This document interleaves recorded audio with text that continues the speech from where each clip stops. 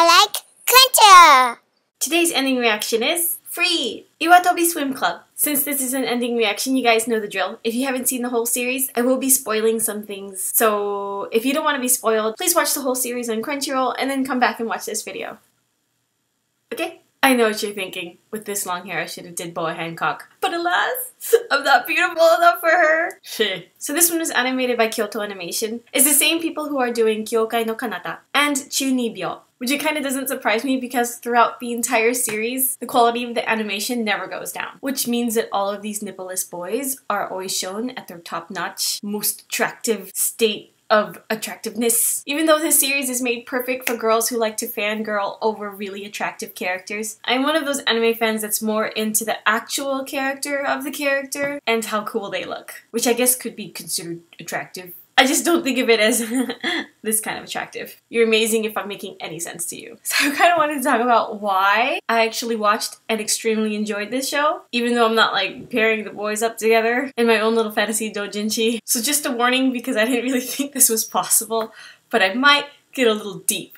Like, your mom was kind of deep. That one actually doesn't work in this case. The reason why I don't really watch a lot of yaoi, or just kind of a lot of the recent shoujo comics in general, is that I find a lot of the gender roles are a little too strong for me to be comfortable with. And I understand a lot of that is like role play, and a lot of people are into the role play, and I don't think there's anything wrong with them. I'm just talking about my personal, you know, relationship with otome games. Things like that. There's a lot of series like this, but for men, where there's one guy character and a bunch of girl characters. And it's really hard for me to find one of those series that I'm actually comfortable watching. A lot of the times the female characters, I don't know.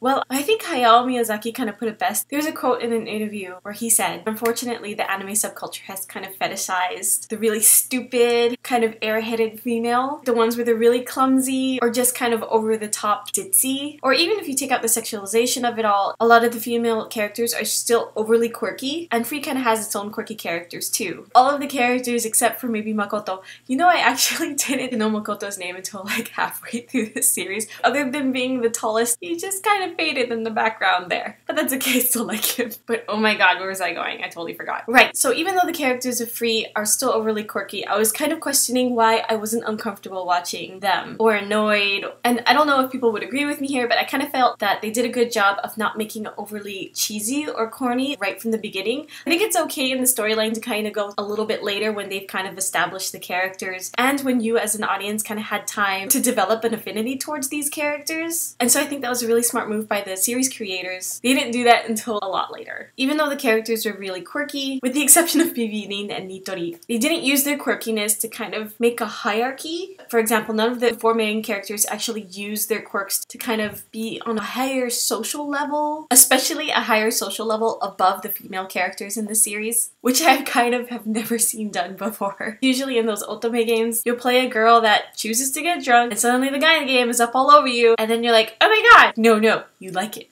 You like it.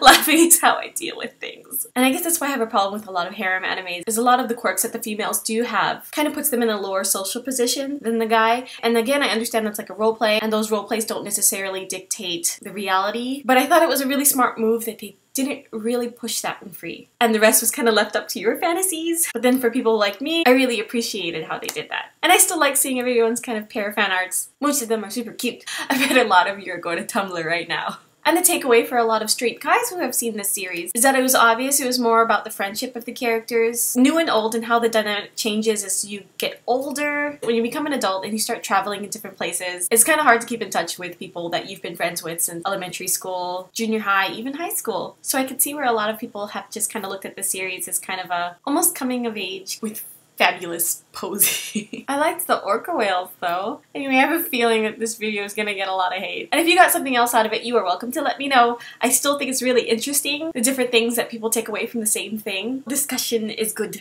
Today's Japanese word is the word for free. Jiyu. So if you want to say, I want to become free, you would say, jiyu ni naritai. Jiyu ni naritai. I think that's it for me this time. See you next time. Bye. Bye. Bye. Bye. ママプール買わないと待つわ。